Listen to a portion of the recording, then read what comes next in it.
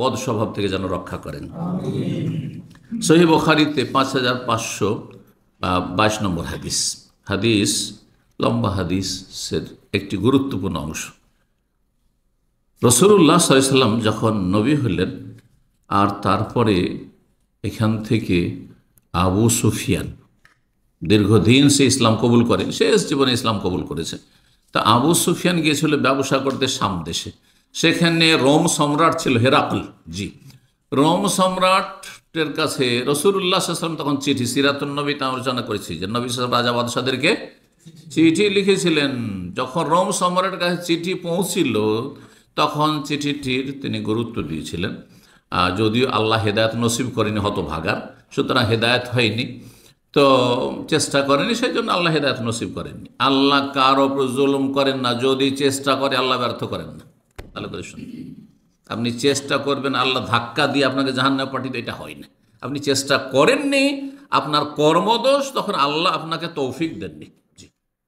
আল্লাহর তৌফিক পাওয়ার জন্য সচেষ্ট হইতে হবে, সর্বাত্মক চেষ্টা, মুজাহাদা করতে হবে। ওয়াল্লাযীনা জাহাদু ফীনা। তো এই ব্যক্তির বিশ্বাসও হয়েছিল, কিন্তু দুনিয়ার লোভে, ক্ষমতার লোভে দেখলো যে ব্যাপার স্যাপার খারাপ। যদি মুসলিম হয়তো রাজত্ব তো যাবে, জীবনটা হয়তো চলে যাবে, এত ঝুঁকি নিতে যাব না।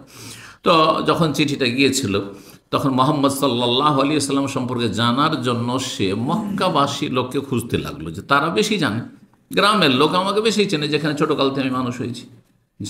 মাতৃভূমির লোক বেশি চেনে, অঞ্চলের লোক, বিশেষ করে এলাকার লোক।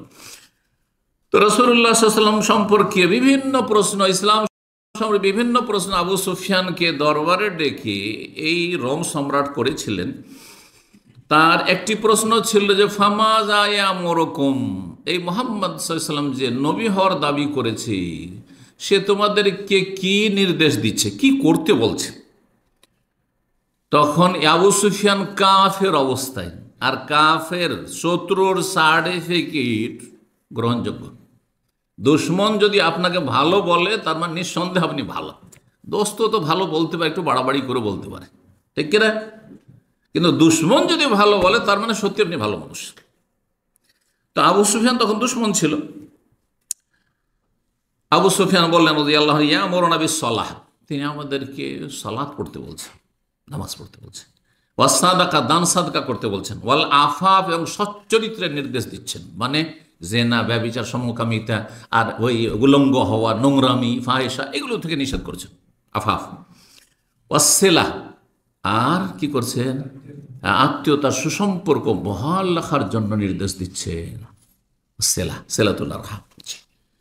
তো এই মন্তব্য, এই হাদিস কি প্রমাণ করে যে এটি ইসলামের একটি গুরুত্বপূর্ণ বিষয়, যে মক্কি জীবনে রাসূলুল্লাহ সাল্লাল্লাহু আলাইহি ওয়াসাল্লাম প্রথম থেকে যখন যাকাতের কোনো বিধান নাজেল হয়নি, এমনি দান, নফল দান সাদকার কথা ছিল, যখন রোজা নাজেল হয়নি, হয়তো যখন কি নাজেল হয়নি, যখন হজ উমরার বিধান নাজেল হয়নি, যখন হেজাব, পর্দাও নাজেল, পর্দার বিধান নাজেল হয়নি, সব মদিনা নাজেল হয়েছে। তখন থেকে নবী সাল্লাল্লাহু আলাইহি ওয়াসাল্লাম যখনই মানুষকে কালেমার দাওয়াত দেওয়া শুরু করেছেন, তৌহিদের দাওয়াত দেওয়া শুরু করেছেন, শাহাদাতের, তার সাথে সাথে এই মৌলিক বিষয়গুলি, যেগুলো মৌলিক, চরিত্র, একজন মানুষের চরিত্রবান হওয়ার জন্য কি বিষয়গুলি লাগে, তার একটি হচ্ছে আত্মীয়দের সাথে সুসম্পর্ক বহাল রাখা, কারণ এরা তোমার কাছের, সুতরাং অন্যদের তুলনায় তাদের হক তোমার উপর বেশি রয়েছে। যদি আত্মীয়তার সুসম্পর্ক বহাল রাখেন তো দুনিয়া আখেরাতে আপনি লাভবান হবেন, লস নেই আপনার। আর লাভ শুধু আখেরাতে না, আজকাল অধিকাংশ মানুষরা সব কিছু দেখে ধার না, নগদ না ধার, বাকি হলে ফাঁকিবাজি করে, বাকি হলে কি করে? ফাঁকিবাজি করে। আর যদি নগদ পাই তো খুব খুশি। তো আত্মীয়তার সুসম্পর্ক বহাল রাখার ফজিলত, ফলাফল এত সুন্দর যে আপনি নগদও পাবেন, আর যেটাকে ধার মনে করছেন অথচ সেটা একেবারে নিশ্চিত, নগদের চাইতে বেশি নিশ্চিত। মানে দুনিয়া যে এখন যে অবস্থায় আছেন, এটা যে বিশ্বাস করছেন না আপনি চোখে দেখে, আইনুল ইয়াকিন, চোখে দেখছেন যে আমার সামনে অমুক বসে আছেন, অমুক কথা বলছেন, এরা আছে, এখন দেখছি যে এখানে রাত, এখন দিন নয়, আর এই লাইট জ্বলছে, না হলে অন্ধকার থাকতো, এটা বিশ্বাস করছে, তাই না? সারা দুনিয়া যদি বলে, এর বিপরীত বলে, দিন বলে, বিশ্বাস করবেন? এর চাইতে বেশি আখেরাতে যে আল্লাহ ফলাফল রেখেছেন আত্মীয়তার সুসম্পর্কের, ফজিলত রেখেছেন, মর্যাদা রেখেছেন, সুখ শান্তি রেখেছেন, প্রতিদান রেখেছেন, বদলা রেখেছেন, সেটা আপনাকে বিশ্বাস করতে হবে। হাক্কুল ইয়াকিন, জি, যেমন হয়। তো দুনিয়ার ফজিলত শোনেন, দুনিয়ার ফজিলত আগে বর্ণনা করব, তারপরে আখেরাতে ফজিলত বর্ণনা করব। আর তার সাথে একটি ফজিলত বলি যে আল্লাহ রাব্বুল আলামিন দুনিয়া এবং আখেরাতে এই দুটোই দেবেন। সেটা হচ্ছে আত্মীয়তার সুসম্পর্ক যদি আপনি বহাল রাখেন তো আল্লাহর সাথে দুনিয়া এবং আখেরাতে সুসম্পর্ক বহাল থাকবে।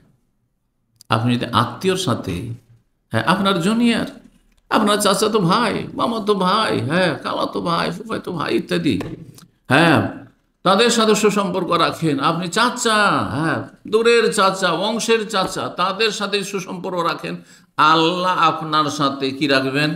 দুনিয়াতেও সুসম্পর্ক রাখবেন, ভালো সম্পর্ক রাখবেন, সম্পর্ক ছিন্ন করবেন না, আর আখেরাতে সম্পর্ক রাখবেন। আল্লাহ মিলিয়ে নেবেন। অন্য ভাষায় যদি আপনি আত্মীয়দেরকে কাছে টেনে নেন, আল্লাহ আপনাকে কাছে টেনে নেবেন, নিজের সাথে মিলিয়ে নেবেন, নিজের রহমতের সাথে মিলিয়ে নেবেন।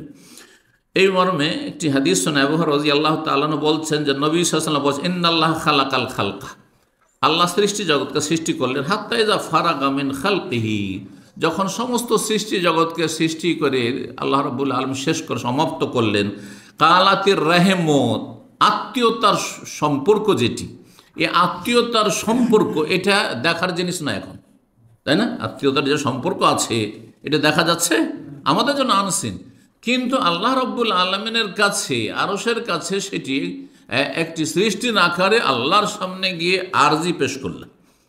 এই রাহিম আত্মীয়তা সম্পর্ক গিয়ে বলল, হাযা মাকামুল আইযু বিকা মিনাল কাতিয়াতে, আল্লাহর আরশের পায়া ধরে, আরশের যে স্তম্ভ ধরে আল্লাহর কাছে দরখাস্ত করলো যে হে আল্লাহ, এই জায়গাটি হচ্ছে আত্মীয়তার সম্পর্ক ছিন্ন করা থেকে রক্ষা পাওয়ার জন্য আশ্রয় কামনার জায়গা।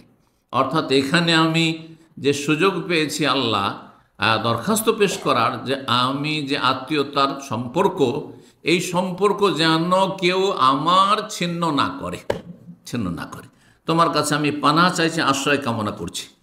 রব্বুল আলামিন তখন বললেন, হ্যাঁ, আমা তারদাইনা, তুমি কি পছন্দ করো না, আন আসিলামান ওয়াসালাকে ওয়া আখতামান কাতাকে, যে তোমার এই সম্পর্ক বহাল লাগবে তাকে আমার সাথে মিলিয়ে নেব, আমার কাছে টেনে নেব, আর যে সম্পর্ক ছিন্ন করবে তার সাথে আমি সম্পর্ক ছিন্ন করব, দূরে ঠেলে দেবো। সুবহানাল্লাহ। তখন এই আত্মীয়তার সম্পর্ক সেটি আল্লাহর সৃষ্টি, রবকে বলে, বালা ইয়া রব, হ্যাঁ ঠিক আছে, তাহলে আমি পেয়ে গেছি, আশ্রয় পেয়ে গেছি। আর এটা যখন মানব জাতি জানবে, আত্মীয়রা জানবে যে সম্পর্ক যদি রাখি তাহলে আল্লাহর সম্পর্ক আমার সাথে আছে, আর যদি সম্পর্ক ছিন্ন করি আত্মীয়দের সাথে তাহলে আল্লাহ আমার সাথে সম্পর্ক রাখেন না। সুবহানাল্লাহ। কালা, আল্লাহ বলছেন, ফাহু আল্লাহ লাকে, তোমাকে দিলাম, যাও, এটা তোমার জন্য অবধারিত করে দিলাম। তারপর রাসূলুল্লাহ সাল্লাল্লাহু আলাইহি সাল্লাম এর দলিল প্রমাণ হিসাবে আয়াতে কোরআনই পাঠ করলেন, যে আয়াতটি সূরা মুহাম্মদের কিছুক্ষণ আগে শোনাইলা, ফাহাল আসাইতু ইন তাওয়াল্লাইতু আন তুফসিদু ফিল আরদি ওয়া তুকাত্তিউ আরহামাকুম, আত্মীয়তা সম্পর্ক যদি তোমরা ছিন্ন করো গায়ের জোরে, ক্ষমতার বলে, তাহলে উলাইকা আল্লাযিনা লানাহুমুল্লাহ, আল্লাহর লানত হবে, আর আল্লাহ রাব্বুল আলামিন এদেরকে অন্ধ করেছেন, এদেরকে বধির করেছেন। জি, দুনিয়ার লাভ তাহলে একটি পেলেন, আখেরাতের লাভ, আখেরাতও আল্লাহ মিলিয়ে নেবেন আর দুনিয়াতেও নিজের সাথে মিলিয়ে নেবেন। 2 নম্বর দুনিয়ার ফায়দা হচ্ছে, কে চান না আর্থিক সচ্ছলতা? এমন দুনিয়াতে কোনো লোক আছে, যতই বড় ওলিউল্লাহ হোক, যতই বড় ওলিউল্লাহ হোক, হালাল রুজি আসছে আর বলবে যে নেব না, হ্যাঁ, এটা হয় না। নেব, নিয়ে আল্লাহ সন্তুষ্টির জন্য লাগাবো, কাজে লাগাবো। যদি সত্যি আল্লাহর ওলিউল্লাহ হয় যে আমি এই আগামীর জন্য কোনো চিন্তা করি না, যেটা আম্বিয়া রসুলগণের উত্তম চরিত্র, যেটা রাসূলুল্লাহ সাল্লাল্লাহু আলাইহি ওয়াসাল্লাম শিখিয়েছেন, যেটা সাহাবায়ে কেরামদের উত্তম চরিত্র, উত্তম আদর্শ, যে ধন সম্পদ আসুক, কিন্তু এই ধন সম্পদ আল্লাহর নিয়ামত, আল্লাহর সন্তুষ্টির কাজে ব্যয় করব। কিন্তু সবাই পয়সা চায়, কে চায় না সচ্ছলতা? তো যদি আপনি আর্থিক সচ্ছলতা চান, রিজিকের বরকত চান, তাহলে আত্মীয়তার সুসম্পর্ক আপনি ভালো রাখুন, মজবুত রাখুন। যত ভালো রাখবেন তত বরকত হবে। 3 নম্বর ফায়দা, দুনিয়ার ফায়দা। কে চায় না দীর্ঘায়িত হইতে, যে দুনিয়া বেশি দিন আমি সুস্থতার সাথে বাঁচি? হ্যাঁ, অসুস্থ হয়ে বাঁচতে চাই না, কিন্তু সুস্থতার সাথে কে বাঁচতে চায় না? সবাই বাঁচতে চায়।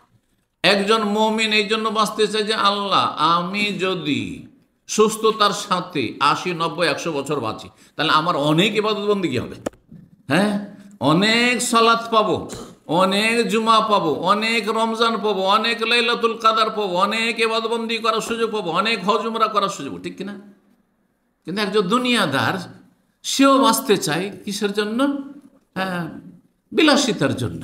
দুনিয়ায় যেহেতু তার মুখ্য টার্গেট আখেরাত নেই, যার ফলে সে দুনিয়া ইয়াওয়াদ্দু আহাদুল্লাহ ইউআম্মার আলফা সানা, 1000 বছর বাঁচতে চায় কাফের। কিসের জন্য? দুনিয়া ভোগ করার জন্য। কারণ তারা দুনিয়ার পরে তাদের কোনো টার্গেট নেই। তো যদি আপনি চান যে আপনার আয়ু বৃদ্ধি হোক, তাহলে আত্মীয়তার সুসম্পর্ক বহাল রাখবেন, মজবুত রাখবেন। 4 নম্বর ফায়দা, দুনিয়ার ফায়দা, আপনার ঘর বাড়িতে বরকত রহমতে ভরে যাবে।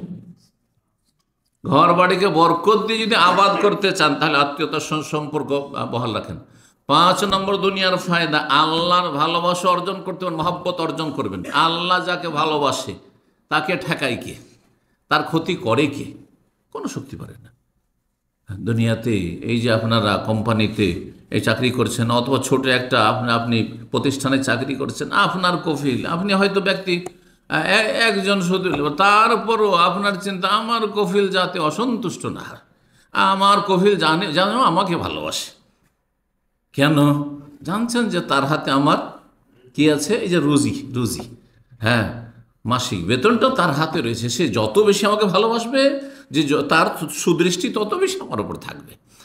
তো দুনিয়ার তুচ্ছ দুনিয়ার জন্য যদি আপনি আপনার মতো 3.5 হাতের মানুষের ভালোবাসা অর্জন করার জন্য মরিয়া হন, তো রব্বুল আলম, যিনি আসমান জমিন সমস্ত কিছুর মালিক, যিনি রিজিকের মালিক, হায়াতের মালিক, মৌতের মালিক, সুস্থতা, সমস্ত কিছুর মালিক, তার মহব্বত পাবেন যদি আত্মীয়তার সুসম্পর্ক বহাল রাখেন। 6 নম্বর, আত্মীয়দের সাথে যে যত বেশি সুসম্পর্ক রাখে, তত বেশি আত্মীয় স্বজনরা ভালোবাসে। অটোমেটিকলি তাদের অন্তরে ভালোবাসা হবে। যতই তাদের অন্তরে শত্রুতা বিদ্বেষ থাক, মনে হবে যে তাদের আগুনে আপনি পানি ঢেলে দিলেন। আপনি, তারা খারাপ আচরণ করছে, হ্যাঁ, তারা আপনাকে ভালোবাসে না, আপনি দিতে থাকেন, সহযোগিতা করতে, তাদের পাশে দাঁড়ান, দেখবেন যে সুবহানাল ফাইজাল্লাযী বাইনাকা ওয়া বাইনাহু আদাওয়াতুন কান্নাহু ওয়ালিয়্যুন হামীম। যারা চরম শত্রু ছিল, দুশমনী করত, চাইতো না দেখতে আপনাকে, আপনার অন্তরঙ্গ বন্ধুতে পরিণত হবে। পরলোক হবে তো ঘর তো অবশ্যই হবে। জি, দিতে থাকবেন আপনি। সাময়িক হয়তো ব্যতিক্রম কখনো কখনো দেখেন, আমি 2-4 বছর এতদিন দিচ্ছি, এতদিন দিলাম, তারপরও খারাপ আচরণ দিতেই থাকেন আপনি। কারণ ওর কাছে আপনি বদলা নেবেন, এটা আশা তো আপনার না। আপনি একজন ইমানদার মানুষ, আপনি পরকালে বিশ্বাসী, আপনি রবের কাছে নেবেন এই আশা সবসময় রাখবেন। ইন্নামা নুতইমুকুম লিওয়াজহিল্লাহ, আমি আল্লাহ সন্তুষ্টির জন্য করছি। আমি যাকে সন্তুষ্ট করার জন্য করছি, তিনি সন্তুষ্ট আছেন কিনা এটা দেখার বিষয়। যার সন্তুষ্টির উদ্দেশ্যে আমি এই সুসম্পর্ক বহাল রাখছি, তিনি সব জানছেন কিনা? তিনি জানছেন, তাকে জানাইতে হয় না যে আল্লাহ এই কাজগুলি করলাম, এই যে আত্মীয়দের এই সহযোগিতা করলাম, তাদের পাশে দাঁড়াইলাম, কোনো বলার প্রয়োজন নাই। রব আলিম খবীর, সব জানছেন। সুতরাং তার জানাই যথেষ্ট। আপনার আত্মীয় স্বজন জানুক আর নাই জানুক, মানুক আর নাই মানুক, আর মূল্যায়ন করুক আর নাই করুক, কোনো অসুবিধা নেই। তো এই ছিল 6 নম্বর। 7 নম্বর, যদি আত্মীয়তার সুসম্পর্ক আপনি মজবুত রাখেন, তাহলে জঘন্য মরণ থেকে বাঁচবেন। আপনি খারাপ মরণ থেকে বাঁচবেন। খারাপ মরণের বিভিন্ন লক্ষণ আছে। সবচেয়ে খারাপ মরণ হচ্ছে কুফরের অবস্থায় মরে যাওয়া। একজন শিরিক করে মরে গেল, একজন নাস্তিক হয়ে মরে গেল, হ্যাঁ, একজন পাপ করে না, কিন্তু এমন জায়গায় গিয়ে ওই যে খারাপ আচরণ করেছে আত্মীয়দের সাথে, যার ফলে সারা জীবন নামাজ রোজা হজ যাকাত করেছে, আর শেষখানে মরার আগে একটা কাবিরা গুনাহ করে মরে গেল, গুনার অবস্থায় মরে গেল। চিন্তা করুন তো, একজন মানুষ অনেক নেকির কাজ করে, কিন্তু একসময় ব্লু ফিল্ম দেখছে। আজকাল একটা উদাহরণ দিয়ে, যেহেতু মিডিয়ার ফিতনায় বড় ফিতনা, ভালো ভালো মানুষকে খারাপ করে দিচ্ছে, পাপে লিপ্ত করে দিচ্ছে, নোংরা একটা ফিল্ম দেখছে, পর্নোগ্রাফি। আর সেই সময় হঠাৎ হার্ট অ্যাটাক হয়ে গেল, বলুন দেখি সে রবের কাছে শেষ আমলটা কি নিয়ে গেল বলেন দেখি। আল্লাহ না করে কোনো মানুষ সারা জীবন জেনা ব্যভিচার কাছে যায়নি, শেষখানে নারী ফিতনায় পড়ে গেল, শেষখানে জেনা ব্যভিচারে লিপ্ত হয়ে গেল, আর তারপরে তখন ওই সময় হার্ট অ্যাটাক হয়ে গেল। তাহলে চিন্তা করুন তো কি অবস্থা। একজন লোক নিয়মিত সালাত আদায় করে, শেষখানে এমন গাফিলতি চলে আসলো যে বেনামাজি মরে গেল, বা ঠিক ফজরের নামাজ সূর্য উঠাইল আর ওই সময় মত হয়ে গেল। চিন্তা করুন তো দেখি। অথচ গোটা মাস গোটা বছর হয়তো ঠিকভাবে নামাজ পড়ে, কিন্তু যেই দিন মরণ সেই সময় সেই দিন সূর্য উঠিয়ে দিয়েছে, ফজর নামাজ পড়েনি, আসর পড়েনি, মাগরিব হয়ে গেছে। তাহলে কত বড় কাবিরা গুনার ওপর রবের কাছে হাজিরে দিলাম। চিন্তা করুন, এগুলো হচ্ছে মিতাতু সুখ, খারাপ মরণ। এছাড়া খারাপ মরণ হচ্ছে মর্মান্তিক দুর্ঘটনা, আর তাতে কালেমা পড়ার হয়তো সুযোগ পেল না। যদিও ভালো মানুষ যদি এমনটা হয় তো এমন কোনো অসুবিধা নেই। আকস্মিক মত সবার জন্য আযাব নয়, পাপীদের জন্য আযাব। আকস্মিক মত হঠাৎ করে যদি কারো মরণ হয়, সেটা অসৎ লোকদের জন্য আযাব, যে কালেমা পড়ে তওবা করার চান্স পেল না। আর একজন ভালো মানুষের মত হলে অসুবিধা নেই, হঠাৎ মত হলে কোনো অসুবিধা নেই, কারণ সে সবসময় তো ভালো কাজই করছে। কিছুক্ষণ আগে তো সালাত আদায় করে এসছে, কিছুক্ষণ আসলে জিকির আজকার করে এসছে, আর সে তো কোনো গুনার কথা করে না, বলেও না। সুতরাং আমরা অনেকে যে ভুল ধারণা রাখি যে হঠাৎ করে মরে গেছে, লোকটা কলমা পড়তে পেল না, না, এটা ভালো মানুষদের জন্য কোনো দোষের বিষয় না। ভালো মানুষ সবসময় কাবিরা গুনাহ থেকে বেঁচে থাকে, আর যারা খারাপ মানুষ তাদের জন্য আযাব, হঠাৎ করে মরণ। তো খারাপ মরণ থেকে যদি বাঁচতে হয় তাহলে কি করতে হবে? আত্মীয়তার সুসম্পর্ককে মজবুত রাখতে হবে। সহিহ বুখারীতে 5526 নম্বর হাদিস, রাসূলুল্লাহ সাল্লাল্লাহু আলাইহি ওয়াসাল্লাম থেকে আবু হুরায়রা রাদিয়াল্লাহু তাআলা বর্ণনা করেছেন। এই হাদিসটি কয়েকবার করে সহিহ বুখারীতে এসেছে, একটি জায়গায় রেফারেন্স দিলাম। মান সাররাহু আইয়ুবসাতা লাহু ফি রিজকিহি, কেউ যদি নিজের জন্য পছন্দ করে যে তার রিজিকের দ্বারকে প্রশস্ত করে দাও, আল্লাহ অফুরন্ত রিজিক দিক, রিজিক নিয়ে যেন কোনো টেনশন না হয়, কি খাবো, কি করে চলবো, কি করে সংসার চালাবো, কি করে এত বড় পরিবার সামলাবো, কি করে এতগুলি দায়িত্ব পালন করব। যদি সে এগুলো টেনশন থেকে মুক্ত থাকতে চায়, রিজিকের দ্বারকে প্রশস্ত করতে চায়, আর আয়ুকে বৃদ্ধি করতে চায়, সুস্থতার সাথে আমি দীর্ঘদিন বাঁচবো, আল্লাহর ইবাদত বন্দেগী করব, আমি দুনিয়াতে আমি প্রিয়জনদের সাথে সুস্থতার সাথে থাকতে চাই, তাহলে ফালিয়াসেল রাহেমাহু, আত্মীয়দের সাথে সুসম্পর্ক যেন বহাল রাখে। মা আয়েশা রাদিয়াল্লাহু তাআলা আনহা মারফু বর্ণনা করেছেন নবী সাল্লাল্লাহু আলাইহি সাল্লাম থেকে, যে সেলাতুর রাহেমে আত্মীয়তার সুসম্পর্ক বহাল রাখা, ওয়া হুসনুল জেওয়ার, আর প্রতিবেশীদের সাথে সদাচরণ করা, ওয়া হুসনুল খুলুক, এবং সৎ চরিত্রের অধিকারী হওয়া, ভালো চরিত্রবান হওয়া, ইয়ামুরানের দেয়ার, এগুলি কি করে? ঘর বাড়িকে বরকত রহমত দিয়ে আবাদ করে। ওয়াজিদানে ফিল আমার, আর মানুষের আয়ু বৃদ্ধি করে। হাদিসটি ইমাম আলবানী রাহিমাহুল্লাহ সিলসিলা সহিহা, যে সহি হাদিসের সিরিজ তার রয়েছে, তার 519 নম্বরে হাদিসটিকে সহি বলেছেন। জি, মুসনাদ আহমদে হাদিসটি রয়েছে। এছাড়া মুসনাদ আবু ইয়ালাতে একটি হাদিস রয়েছে, যেটি আগের হাদিসটি সহি, তার সমর্থক, যদি এই হাদিসটিতে খানিকটা দুর্বলতা আছে মুহাদ্দিসিনদের নিকটে। ইন্না সাদাকাতা, দান সাদকা কেউ যদি করে, ওয়াসিলাতার রাহিম, আর যদি আত্মীয়তার সুসম্পর্ক বহাল রাখে, ইয়াজিদুল্লাহ বিহিমা ফিল উমরি, আল্লাহ এর মাধ্যমে আয়ু বৃদ্ধি করে দেবেন। ওয়াদফা বিহিমা মিতাতাসসু, এবং জঘন্য মরণ থেকে আল্লাহ রক্ষা করবেন। জঘন্য মরণকে আর খারাপ মরণকে আল্লাহ প্রতিহত করবে, দূরে রাখবেন। তাহলে দুনিয়ার লাভগুলি বললাম, দুনিয়ার লাভই আপনাদের সামনে আলোচনা করলাম প্রায় 7টি। জি, এখন আখিরাতের লাভ শোনেন।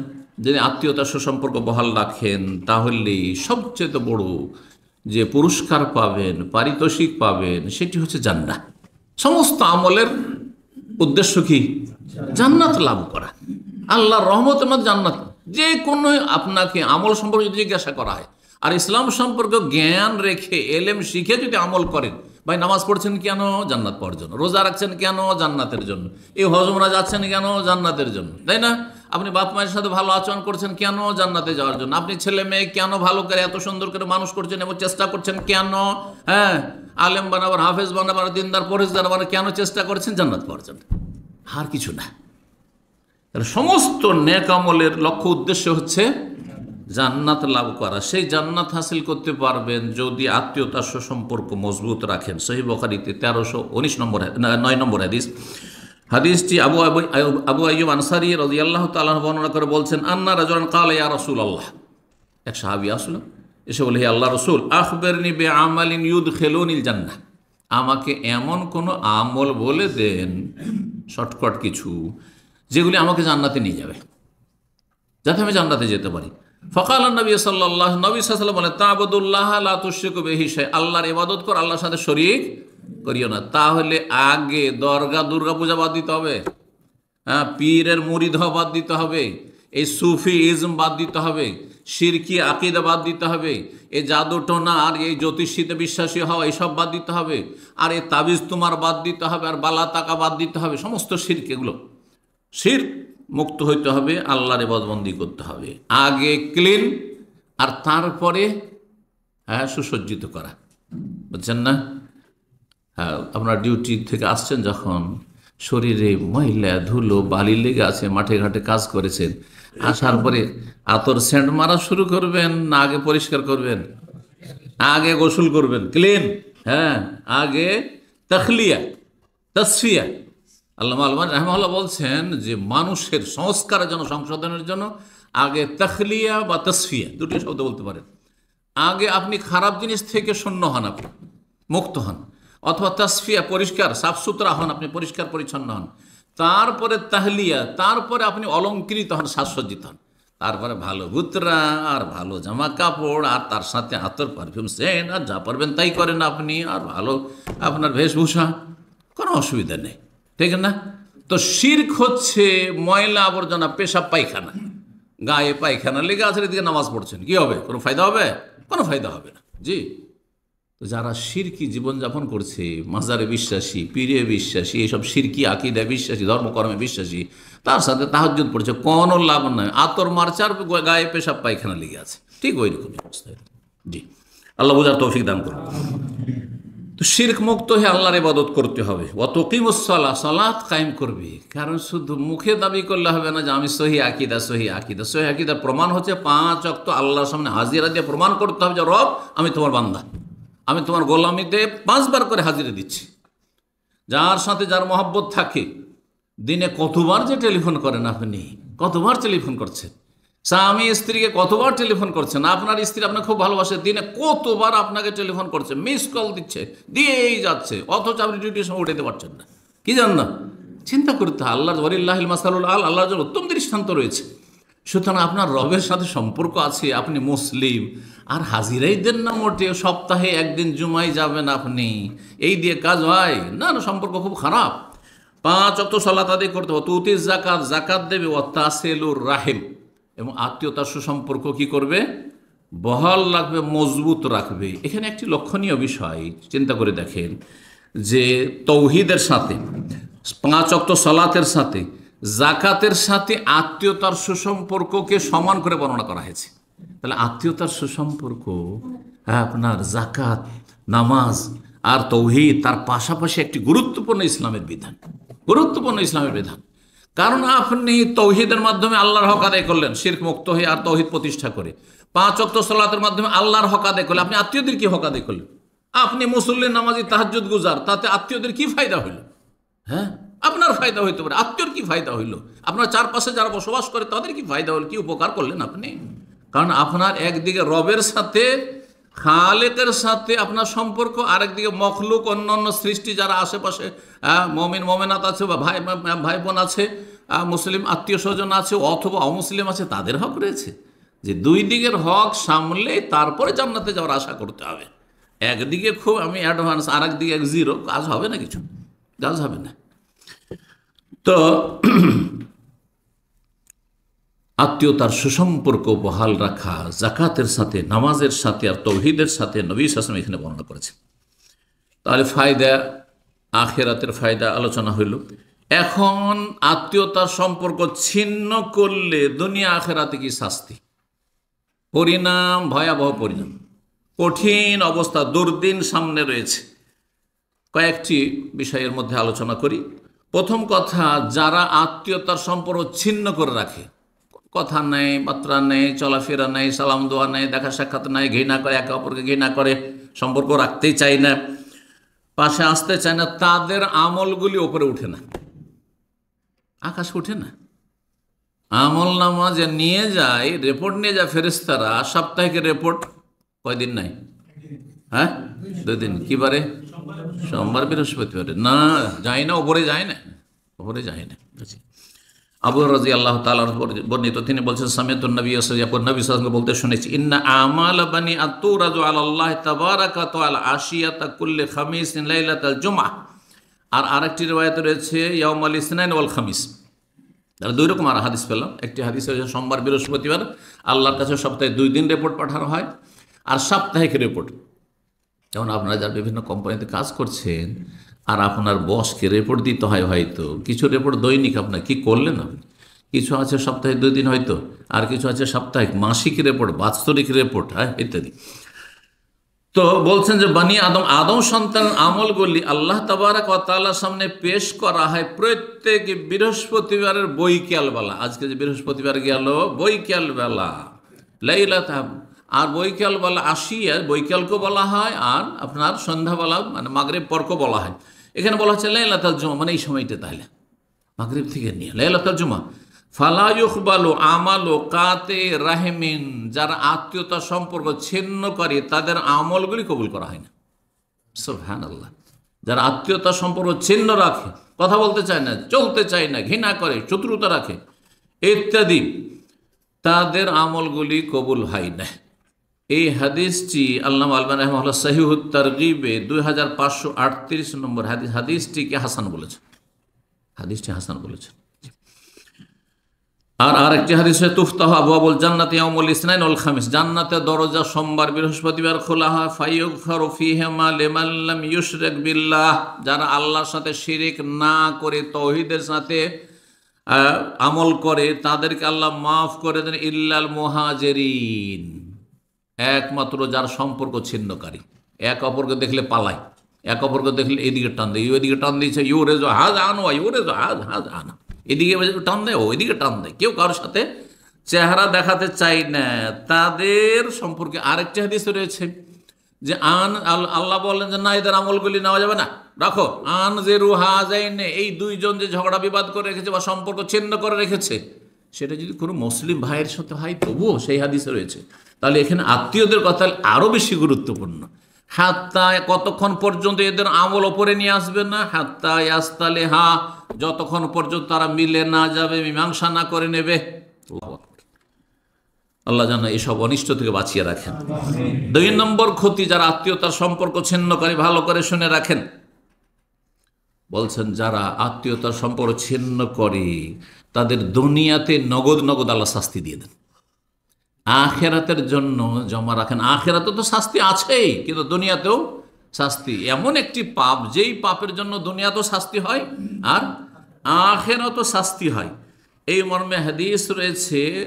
ইমাম বুখারী রাহমাহুল্লাহ সহিহ বুখারীর পরে আরেকটি খুব প্রসিদ্ধ কিতাব রয়েছে, আল আদাবুল মুফরাদ। আল আদাবুল মুফরাদ হাদিসটি রয়েছে, আল্লামা আলবানী হাদিসটিকে সহিহ বলেছেন, 48 নম্বর হাদিস সহিহুল আদাবুল মুফরাদের। আবু বকর রাদিয়াল্লাহু তাআলা আনহু বর্ণনা করেছেন, তিনি বলছেন, ক্বালা রাসূলুল্লাহ সাল্লাল্লাহু আলাইহি ওয়াসাল্লাম, রাসূলুল্লাহ সাল্লাল্লাহু আলাইহি ওয়াসাল্লাম বলেছেন, মা মিন যামমিন আহরা আন ইউআজ্জিরাল্লাহু লিসাহিবিল উকুবাতা ফিদ দুনিয়া, এমন কোন গুনাহ নেই যেই গুনাহর জন্য আল্লাহ দুনিয়াতে নগদ নগদ শাস্তি দিয়ে থাকেন। মা মায়াদাখিরহু লাহু ফিল আখিরাহ, তার সাথে এটাও মনে রাখবে যে আখিরাতেও কিন্তু আল্লাহ ওই পাপকে জমা রাখেন শাস্তি দেওয়ার জন্য। এ নয় যে দুনিয়ার শাস্তি হয়ে গেল, কাফফারা হয়ে গেল, আর আখিরাতে শাস্তি হবে না। আখিরাতেও শাস্তি হবে আর দুনিয়াতেও শাস্তি হবে। এমন একটি আমল, পাপ রয়েছে, এই পাপটি হচ্ছে কাতিয়াতুর রাহিম। এমন কোনো আমল নাই আত্মীয়তার সম্পর্ক ছিন্ন করা ছাড়া। ওয়াল বাগি, আরেকটি হচ্ছে জুলম, অত্যাচার। জালেমকে আল্লাহ দুনিয়াতেও শাস্তি দেন আর আখিরাতেও শাস্তি দেন। আত্মীয়তার সম্পর্ক যারা খারাপ রাখে, ছিন্ন রাখে, সুসম্পর্ক রাখে না, তাদেরকে দুনিয়া তো আল্লাহ শাস্তি দেন আর আখেরাতে শাস্তি দেন। এই জন্য যারা যত বেশি আত্মীয়দের সাথে দুর্ব্যবহার করেছে তাদের আগামী সময়গুলি খুব খারাপ কেটেছে। চোখের সামনে আপনার এটাকে স্টাডি করে দেখবেন, আপনার সমাজে, আপনার গ্রামে, যেখানে আপনি বসবাস করেন, আপনার আত্মীয় স্বজনের মধ্যে দেখবেন দুই রকম লোক পাবেন। এক শ্রেণীর লোক পাবেন খুব হিতাকাঙ্ক্ষী, আত্মীয়দের, গ্রামবাসীর, প্রতিবেশীদের খুবই হিতাকাঙ্ক্ষী, দরদি আর মানুষের সার্বিক সহযোগিতার চেষ্টা করে। তাদের দেখবেন যে ভবিষ্যৎ কত উজ্জ্বল, কত সুন্দর। আর পাশাপাশি যারা খুব বেশি কৃপণতা করেছে আর তারপরে তাদের মন খুব ছোট আর তারপরে সংকীর্ণতার পরিচয় দিয়েছে আর তারপরে শত্রুতা বিদ্বেষ, সবসময় শুধু নেগেটিভ, সবসময় নেগেটিভ, খারাপ আচরণ, দেখবেন যে তাদের ছেলেমেয়েরা তাদের সাথে কখন ভালো আচরণ করবে না, তাদের দুর্দিনের শেষ থাকবে না। শেষ অবস্থাগুলি তাদের খুব খারাপ অবস্থা যায়, শারীরিকভাবে, মানসিকভাবে, পারিবারিকভাবে। ছেলে মেয়ে থেকে কষ্ট পায়, স্ত্রী থেকে কষ্ট পায়, আশেপাশে যারা পাড়া তাদের থেকে কষ্ট, বিভিন্ন রকমের আযাব, বালা মুসিবতে ভুগতে হয় এই পাপের কারণে। রাসূলুল্লাহ সাল্লাল্লাহু আলাইহি ওয়াসাল্লাম বলছেন যে দুনিয়াতে এর শাস্তি দিয়ে দেওয়া হয়, তার সাথে আখিরাতেও শাস্তি দেওয়া হয়। কয়টি বললাম? দুইটি, হ্যাঁ, দুইটি শাস্তি বললাম যারা আত্মীয়তার সম্পর্ক ছিন্ন করে। 3 নম্বর হচ্ছে যারা আত্মীয়তার সম্পর্ক ছিন্ন করবে তাদের সামনে আকাশের দরজা বন্ধ থাকে। আকাশের দরজা বন্ধ থাকে, আকাশের দরজা তার সামনে বন্ধ থাকে তো এক তো আমল ওপরে যায় না, এটা বললাম একটু আগে। আর একটা হচ্ছে আকাশের দরজা খোলা থাকলেই তো রহমত আসে, নাজিল হবে, আপনার জন্য রহমত নামে না। রহমত আসে আকাশ থেকে। রিজিক কোত্থেকে আসে? আকাশ থেকে। রিজিকের ফয়সালা আকাশ থেকে আসে। আল্লাহ যেন অফিস সামায় রিজকুম, রিজিক কোথায় আছে? তোমাদের রিজিক আকাশে রয়েছে। তোমাদের রিজিক এবং তোমাদের তকদিরের ভালো মন্দের ফয়সালা অফিস সামায়, আকাশ থেকে। 7 আসমানের ওপর ফয়সালা হয়, আরো সে আজিম আল্লাহ রাব্বুল পক্ষ থেকে ফয়সালা হয়। সুতরাং আসমানের দরজা মানে রহমতের দরজা, আসমানের দরজা খোলা আছে তার মানে রহমতের দ্বার খোলা আছে। আল্লাহ যেন তৌফিক দান করে। এগুলো তো দুনিয়ার শাস্তি ছিল। আখিরাতের শাস্তি, আত্মীয়তার সম্পর্ক ছিন্নকারী যতই মুসল্লি হোক না কেন, যতই পরহেজগার হোক না কেন, যতই ওলিউল্লাহ হোক না কেন, যতই বড় আলেম হোক না কেন, হ্যাঁ, প্রথমখানে জান্নাত যেতে পারবে না। জান্নাতে যারা প্রথমে যাবে তাদের সাথে যেতে পারবে না। তার মানে কিছু পানিশমেন্ট, কবর আযাব হয়েছে, ওতেও কাফারা হয়নি, জাহান্নাম ভিজিট করে আসবে, জাহান্নামে যাবে, কিছু শাস্তি পাবে, কিছুদিন, দীর্ঘদিন, যেমন যার অপরাধ, তারপরে তখন আসবে। এই মর্মে জুবাইর বিন মুতঈম রাদিয়াল্লাহু তাআলা আনহু থেকে বর্ণিত হাদিস রয়েছে, রাসূলুল্লাহ সাল্লাল্লাহু আলাইহি ওয়াসাল্লাম বলেন, লা ইয়াদখুলুল জান্নাতা কাতিউন, জান্নাতে প্রবেশ করবে না আত্মীয়তার সম্পর্ক ছিন্নকারী, মানে কোনোদিন প্রবেশ করবে না। কাফের যদি সেটাকে হালাল মনে করে তখন কাফের হবে। তার সাথে সে নাস্তিক, আত্মীয়তার সম্পর্ক রাখে না, সে নাস্তিক, তাহলে কাফের। আত্মীয়তার সম্পর্ক রাখে না, তার সাথে সে মুশরিক, মাজারে সেজদা করে, তাহলে সে চিরকালই জাহান্নাম হবে। কেন? তার ঈমান ভঙ্গ করার কারণে। কিন্তু যদি ঈমান ঠিক থাকে, তাওহীদ ঠিক থাকে, 5 ওয়াক্ত সালাত ঠিক আছে, তারপরে আত্মীয়তার সম্পর্ক কি করেছে? ছিন্ন করেছে, তাহলে জান্নাতে প্রথমখানে প্রবেশ করবে না, যেটাকে দুখুল আউয়ালি, প্রথম যাবে না, প্রথম যেতে পারবেন না, পানিশমেন্ট হবে, তারপরে যাবে।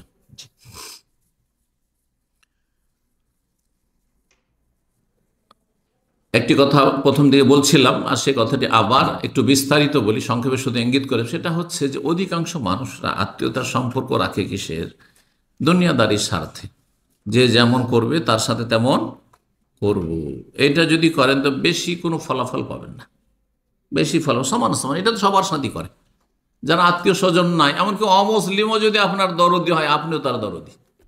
অমুসলিম যদি রাত 12টা 1টা আপনার যে কোনো হেল্পের জন্য চলে আসে, আপনিও ছুটবেন তার জন্য, করবেন না? করছেন আপনি।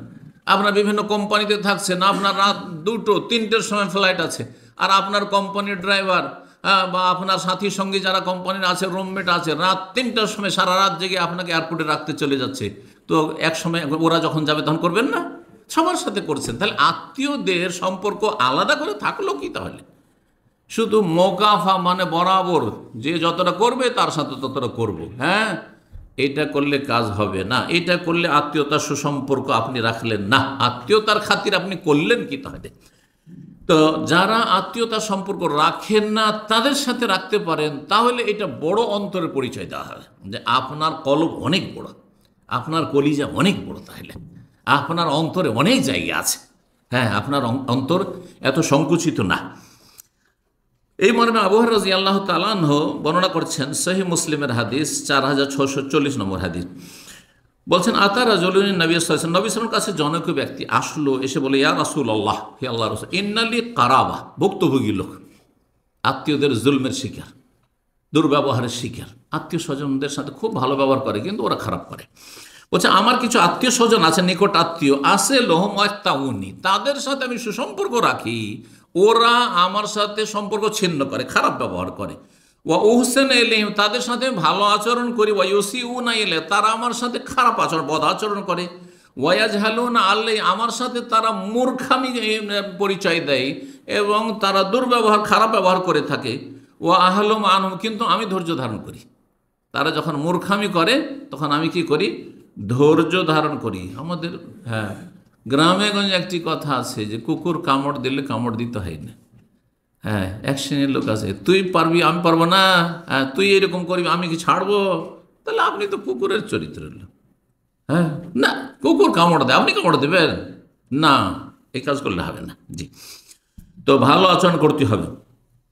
নবী সাল্লাল্লাহু আলাইহি ওয়াসাল্লামকে এই ব্যক্তি বড় দুঃখের সাথে, দুঃখ ভর অন্তর নিয়ে এসে বলে, ইয়া রাসূলুল্লাহ, আমার আত্মীয়দের সাথে আমি ভালো ব্যবহার করি, তারা খারাপ ব্যবহার করি, আমি তাদের সাথে মিলে থাকতে চাই, তারা আমার সাথে মিলে না, তারা আমার সাথে মূর্খামি করে, অথচ আমি খুব ধৈর্য ধারণ করি। কালা, তখন বললেন নবী সাল্লাল্লাহু আলাইহি ওয়াসাল্লাম, লাইন কানা কামা তাকুল, যদি ব্যাপারটা এমনটাই হয় যে এইরকম আচরণ তারা করছে আর তুমি ভালো করছো, ফাকান্নামা তুসিফুহুমুল মাল্লা, তাহলে যেন তুমি তাদের মুখে গরম ছাই ঢুকিয়ে দিচ্ছ বা ছাই ছিটিয়ে দিচ্ছ।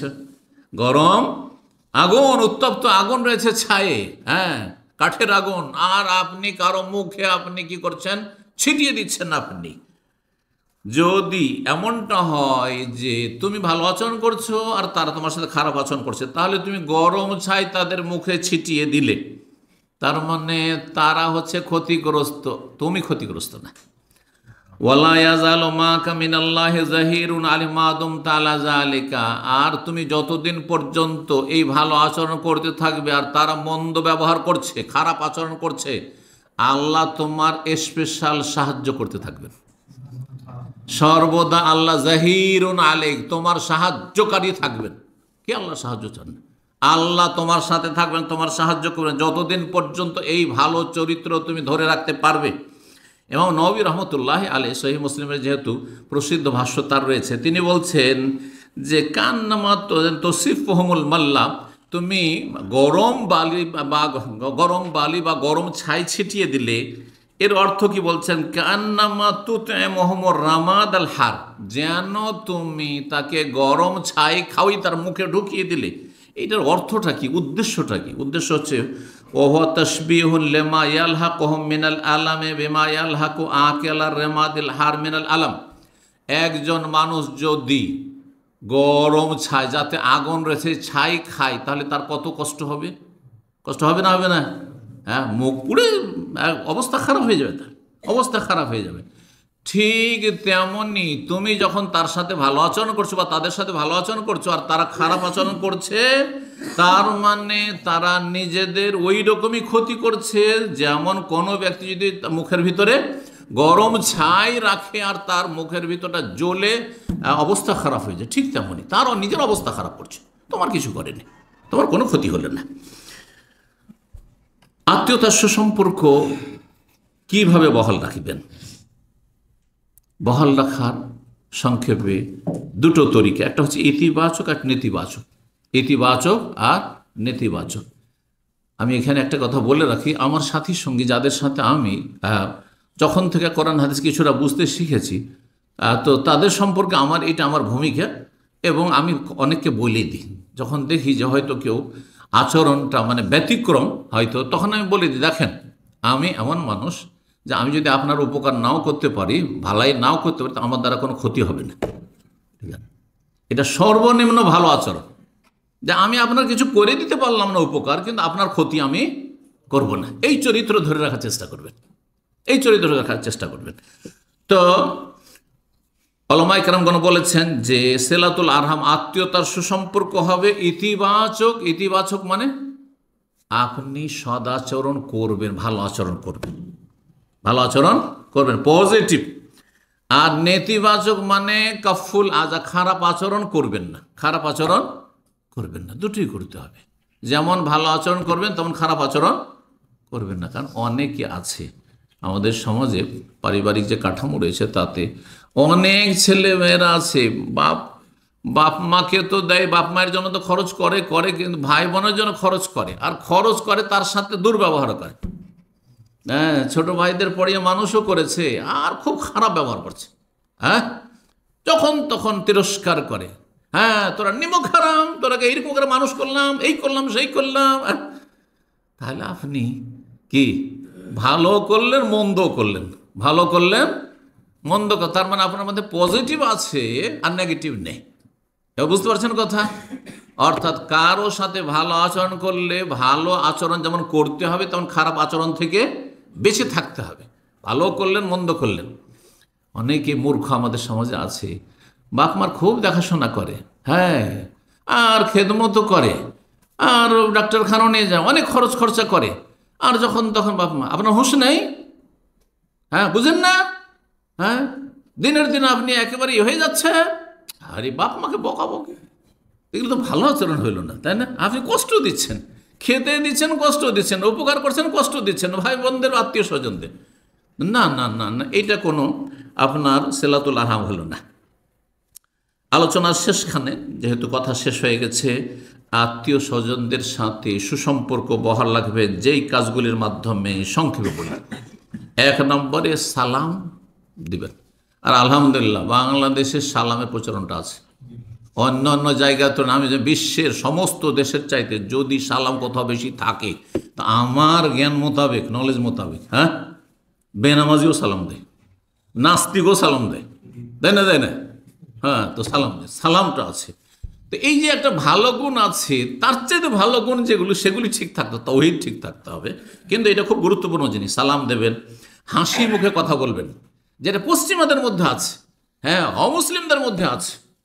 আপনাকে চেনে না, কিছু জানে, অফিসার, আমাদের দেশের অফিসারগুলো কি যে অহংকারী হয়, দাম্ভিক হয়, কিন্তু আমি পশ্চিমা দেশ অফিসার হাসি মুখে কথা বলছে। যে কোনো জায়গায় আপনার কোথাও রাস্তাঘাটে কোথাও দেখা হচ্ছে, একটা মুচকি হাসি দিল। কেন মুচকি হাসি দেওয়া? নবী 1400 বছর আগে শিখিয়েছেন। আপনাকে কেন খ্রিস্টানের কাছ থেকে শিখতে হবে? কেন আপনাকে পশ্চিমাদের কাছ থেকে শিখতে হবে? রাসূলুল্লাহ আপনার জন্য আদর্শ। জি, তো মুচকি হাসি দেওয়া, কষ্ট দেওয়া থেকে বিরত থাকা, মাঝে মাঝে দেখা সাক্ষাৎ করা, অসুস্থ হলে তাদের পরিচর্যা করা বা খোঁজ খবর নেওয়া, যে যতটা বেশি হোক তাকে কাছে আছে তাহলে খেদমত করতে হবে। মাঝে মাঝে হাদিয়াত হোক, উপঢৌকন দেওয়া, কারণ উপঢৌকন দিলে কি হয়, মনটা বড় হয়। তারপরে মনে যদি বিরূপ ধারণা থাকে, ভুল বুঝাবুঝি থাকে, সেগুলি দূর হয়। যদি আত্মীয় স্বজন অভাবী হয়, আর্থিক সংকট থাকে, তাহলে তাদের জন্য খরচ খরচা করা, তাদের শীত বস্ত্র দিলেন, রমজানে দিলেন, ঈদে দিলেন, মাঝে মধ্যে দিতে আছেন, জি ইত্যাদি। যাদেরকে জাকাত দেওয়া যায় তাদেরকে জাকাতও দিতে পারেন, আর যাদেরকে জাকাত দেওয়া জায়েজ নয়, যাদের খরচ আপনার সরাসরি ফরজ রয়েছে নিচে অথবা ওপরে, তাদেরকে আপনি জাকাত দিতে পারবেন না, কিন্তু আপনি তাদেরকে দেবেন, টাকা পয়সা খরচ করবেন তাদের জন্য। এইরকমই সুখে দুঃখে আপনি তাদের শরিক হবেন। সুখে তার মানে বিবাহ শাদীতে শরিক হবেন আপনি, হ্যাঁ হ্যাঁ, ঈদগুলিতে শরিক হবেন আপনি, কারো ছেলে মেয়ে হয়েছে, খুশি আকিকা হয়েছে, শরিক হবেন আপনি। দুঃখের সময় শরিক, কোনো বালা মুসিবত হয়েছে, আর কেউ মারা গেছে, ইত্যাদি ইত্যাদি, তাতে শরিক হবেন আপনি। তারপরে আপনি মোবারকবাদ পেশ করবেন, কারো ছেলে মেয়ে হয়েছে মোবারকবাদ পেশ করে দোয়া দেবেন আপনি। ঈদের সময়গুলিতে দেখা সাক্ষাৎ করে মোবারকবাদ দেবেন, ইত্যাদি ইত্যাদি। কিন্তু বেদাতি ঈদে নয়। সুন্নতি ঈদ হচ্ছে কয়টি? 2টি। এই নয় যে ঈদে মিলাদুন্নবীতে আত্মীয়দের সাথে একটু দেখা সাক্ষাৎ করে আসি, না। এই নয় যে চলো আমার ছেলের জন্মবার্ষিকী, মৃত্যুবার্ষিকী অমুকের, আমার বাবার, এগুলো হারাম, এগুলো হচ্ছে হারাম। এইরকম কোনো ঈদ পরব বা সুখ দুঃখ আর বার্ষিকী পালন এসব ইসলামে নেই। জি, তারপরে দিনের গাইডলাইন দেবেন। যদি গুনাহগার হয়, বিভিন্ন গুনাহে জড়িয়ে আছে, তাহলে গুনাহগুলি থেকে মুক্ত করার চেষ্টা করবেন। সমস্ত মুসলিমদেরকে করবেন, সমস্ত মানুষের করবেন, কিন্তু বিশেষভাবে আত্মীয় বেনামাজি, আত্মীয়র মধ্যে বিভিন্ন গুনাহ আছে, তাহলে তাদের জন্য আরও বেশি আপনাকে চেষ্টা করতে হবে, আরও বেশি আপনাকে মেহনত করতে হবে। এটা অত্যন্ত জরুরি, যেটা অনেকেই খেয়াল করি না। আত্মীয় স্বজনকে শুধু টাকা দিচ্ছেন না আপনি, ওর শরীরটাকে পুষলেন খাওয়িয়ে খাওয়িয়ে, কিন্তু ওকে জাহান্নাম থেকে তো বাঁচালেন না আপনি। বেনামাজি থেকে গেল, বদাকিদাই থেকে গেল, মাজার পূজারি থেকে গেল, ও পীর পূজারি আর মিলাদি থেকে গেল, কেয়ামি থেকে গেল, তো কি করলেন আপনি? আর এই সব হারাম সব অনুষ্ঠান করতে থাকলো, মরার নামে সব ভোজ ভাজ করতে থাকলো, আর তাতে সহযোগিতা করলেন আপনি। কি করলেন? জাহান্নামের দিকে ঠেলে দিলেন। সুতরাং আত্মীয়দের গুরুত্বপূর্ণ একটি হক আদায় করা হচ্ছে বা সুসম্পর্ক হচ্ছে, তাদেরকে আপনি তৌহিদ সুন্নাহর দিক নির্দেশনা দেবেন, হারাম নাজায়েজ থেকে সতর্ক করবেন, ফরজ অজেব যারা যাতে করে তারা আদায় করে তার জন্য চেষ্টা করবেন। এইরকমই পাড়া প্রতিবেশী, কেউ আত্মীয় আর কেউ অনত্মীয়, তাহলে আপনি সমান সমান আপনি আচরণ করবেন না। কিছু পাড়া প্রতিবেশী আছে তার আত্মীয় নয়, তাদেরকে যতটা দিচ্ছেন আপনি ওই যে আত্মীয় প্রতিবেশী তার সাথে ওইটি। হ্যাঁ, যেমন আমাদের দেশে যেমন কোরবানির সময় গোস্ত দেওয়ার সিস্টেম আছে না নেই? এখন যে আত্মীয় নয় প্রতিবেশী, তাকেও দিয়ে পাঠালেন হয়তো আধা কিলো, আর যে আপনার আত্মীয় তাকেও আধা কিলো, তাহলে আত্মীয়তার কি হক আদায় করলেন আপনি? প্রতিবেশীর হক আদায় করলেন আপনি। তাহলে অবশ্যই তাদেরকে প্রাধান্য দিতে হবে। এইরকমই তাদের পক্ষ থেকে যেসব দুঃখ কষ্ট পাবেন সেগুলি বরদাস্ত করতে হবে। দূরের লোক কষ্ট দিলে কষ্ট কম হয়, কাছের লোক কষ্ট দিলে কষ্ট বেশি হয়, কিন্তু এই বেশি কষ্টটা বরদাস্ত করার মতো আপনার মধ্যে শক্তি থাকতে হবে। আল্লাহ যেন তৌফিক দান করেন। এবং দাওয়ার কাজ আল্লাহ রাব্বুল রাসূলুল্লাহ সাল্লাল্লাহু আলাইহি ওয়াসাল্লামকে যেইভাবে নির্দেশ দিয়েছেন, একটু যদি চিন্তা করে দেখেন, প্রথম আল্লাহ কি বলছেন? ওয়া আনজির আশিরাতাকাল আকরাবিন, তোমার নিকট আত্মীয়দেরকে আগে সতর্ক সাবধান করো জাহান্নামের আযাব থেকে, জান্নাতের পথে নাও। তারপরে আল্লাহ বলছেন ইয়া আইয়ুহাল্লাযীনা আমানু কু আনফুসাকুম ওয়া আহলিকুম নার, হে ইমানদার নিজেকে রক্ষা করো, তোমার পরিবার পরিজনকে রক্ষা করো জাহান্নামের আযাব থেকে। তারপর আল্লাহ রাব্বুল বলেছেন ওয়ামুর আহলাকা বিসসালাতে, নিজের পরিবার স্ত্রী ছেলে মেয়েকে নামাজের জন্য নির্দেশ দাও। এগুলি কোরআনের কথা, জি। তো এগুলি হচ্ছে আত্মীয়তার সুসম্পর্ক। নামাজের কথা বলবেন, তৌহিদের কথা বলবেন, ইসলামের দাওয়াত দেবেন, নেকির কাজে দাওয়াত দেবেন, গুনার কাজ থেকে সতর্ক সাবধান করবেন। এইভাবে আল্লাহ রাব্বুল যেন আমাদেরকে আত্মীয়তার সুসম্পর্ক মজবুত রাখার তৌফিক দান